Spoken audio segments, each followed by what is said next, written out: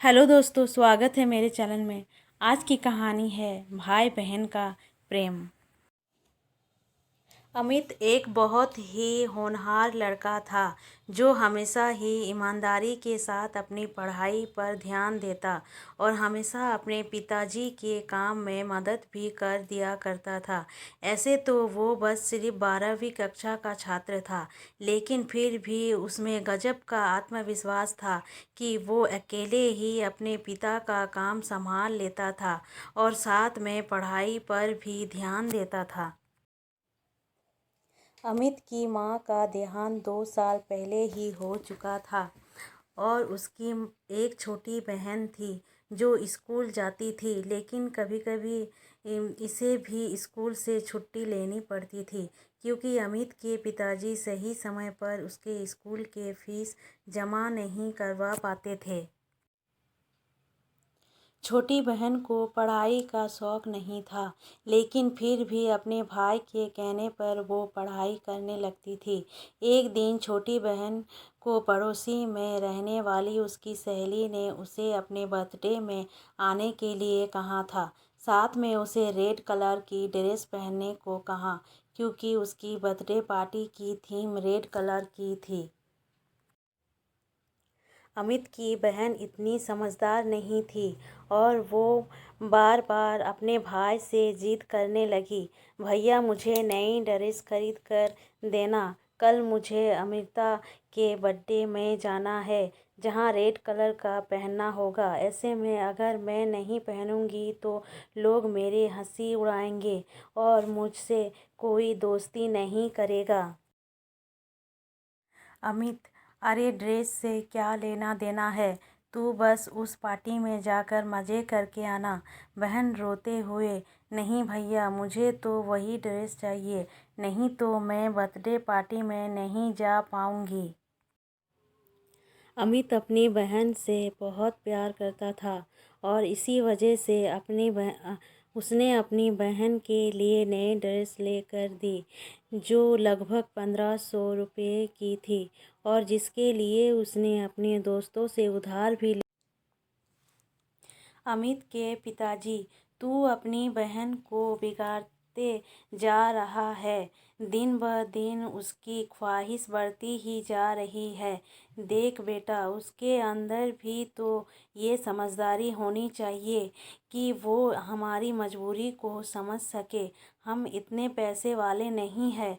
ये सब बताते दूर से ही अमित की बहन सुन रही थी और उसे ये सुनकर अच्छा नहीं लगा कि उसके पिताजी ने उससे कुछ भी देने से मना किया और उसे समझदार होने की बात की है। उसके हिसाब से तो वो सबसे समझदार लड़की थी।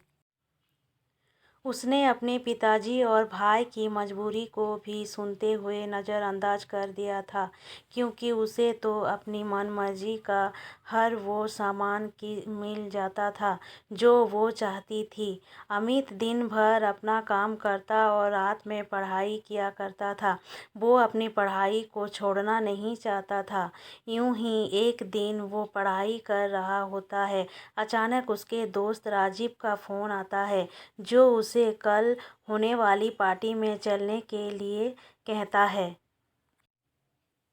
राजीव, अरे चल ना यार, कि वैसे भी तू रोज़ रोज़ काम करता है, कभी हम दोस्तों के लिए भी समय निकाल लिया कर।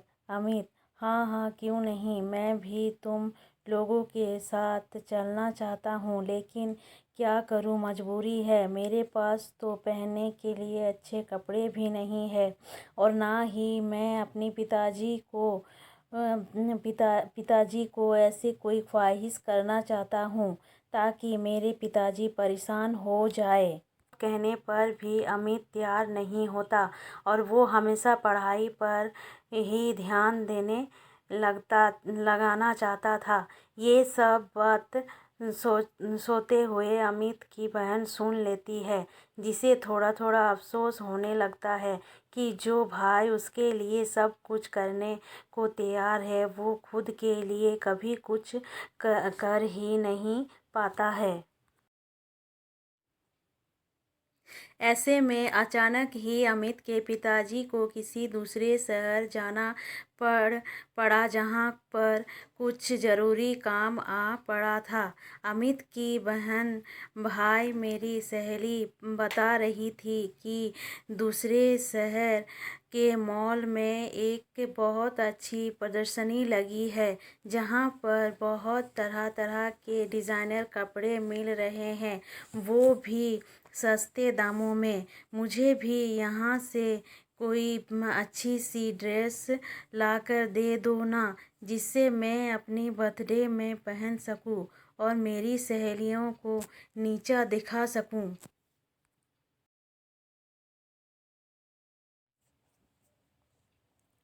ऐसे में अचानक ही अमित के पिता को किसी दूसरे शहर जाना पड़ा जहाँ पर कुछ ज़रूरी काम आ पड़ा था। अमित की बहन भाई अब मेरी सहेली बता रही थी कि शहर के मॉल में एक बहुत अच्छी प्रदर्शनी लगी है जहाँ पर बहुत तरह तरह के डिज़ाइनर कपड़े मिल रहे हैं, वो भी सस्ते दामों में। मुझे भी वहाँ से कोई अच्छी सी ड्रेस लेकर दे दो ना, जिसे मैं अपने बर्थडे में पहन सकूं और मेरी सहेलियों को नीचा दिखा सकूं। अमित, तुम ये गलत सोच रही हो। हमें कभी किसी को नीचा नहीं दिखाना चाहिए, बल्कि अपने कर्मों पर भरोसा रखना चाहिए। बहन, भैया आप ही मुझे दिला सकते हैं, नहीं तो पिताजी तो हमें लेने ही नहीं दे। फिर भी अपनी मजबूरी दिन भर अपनी मजबूरी बताते रहते हैं और कभी मेरा ध्यान भी नहीं रखता है। अमित तो उस समय चुप हो जाता है क्योंकि उसे अपने पिताजी की मजबूरी अच्छे से मालूम है, लेकिन छोटी बहन इन सब बातों से अनजान थी। तभी अमित को ख्याल आता है कि उस प्रदर्शनी में जाने के लिए महंगे पास की ज़रूरत पड़ती है, जो उसके पास नहीं है। ऐसे में वो दौड़कर अपने गुल्लक को टटोलने लगता है और एक एक करके पैसे जोड़ने लगता है ताकि वो अपनी बहन के लिए उस प्रदर्शनी के पास उपलब्ध करवा सके। ये सब देखकर अमित की बहन का कलेजा फट पड़ता है और उसे ज़ोर से रोना आ जाता है। उसे रोते हुए देखकर अमित दौड़कर बहन के पास जाता है। क्या हुआ? तुम इस तरह से क्यों रो रही हो?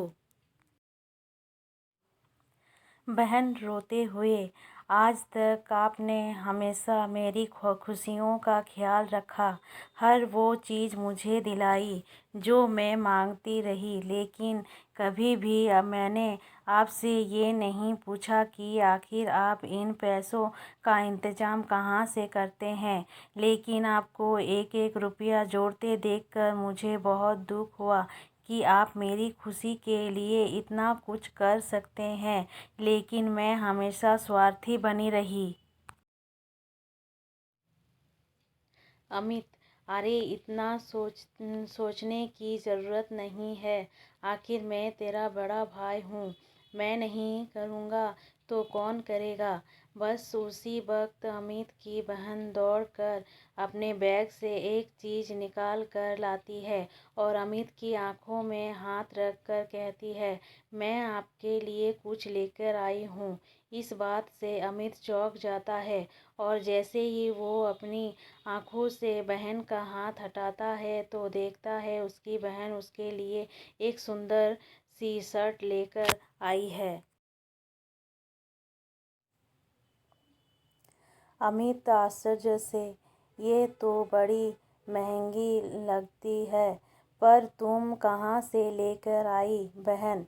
आपने जो मुझे थोड़े थोड़े करके मेरे खर्च के लिए पैसे दिए थे ना, मैंने उसे ही जोड़ कर रखा था कि मैं उससे अपने लिए कोई अच्छी ड्रेस खरीद लूँगी। लेकिन जब मैंने आपके दोस्तों की बात सुनी और आपने उसे पार्टी में जाने के लिए मना कर दिया, बस मैंने उसी समय ठान लिया था कि मैं आपको एक खूबसूरत सी शर्ट लेकर दूंगी। उम्मीद करती हूँ आपको ये शर्ट पसंद आएगी। अमित खुश होते हुए, अरे ये तो बहुत अच्छा है। मैं तो सोच भी नहीं सकता कि मेरे लिए कोई इतना भी कर सकता है। बहन भावुक होते हुए, ये तो मेरी तरफ से एक छोटा सा तोहफा है, लेकिन आज तक आपने जो मुझे प्यार और सम्मान दिया है उसको तो कोई भी तुलना नहीं की जा सकती। अब मैं हमेशा आपका और पिताजी का हाथ बटाऊंगी और कभी भी फिजूल खर्च नहीं करूंगी। वो बात सही है, जितनी चादर होती है हमें पैर भी उतना ही फैलाना चाहिए। बहन की समझदारी वाले बातों को सुनकर अमित की आंखों में अभी आंसू आ जाते हैं और तभी पिताजी वहां खड़े होकर उन दोनों को देखने लगते हैं। अब पिताजी की आंखों में भी अमित के साथ साथ बहन के लिए भी गर्व के भाव आ जाते हैं और वो दोनों बच्चे को गले से लगा लेते हैं। दोस्तों, ये कहानी कैसी लगी? अगर पसंद आए तो लाइक कीजिएगा और मेरे चैनल को सब्सक्राइब कीजिएगा।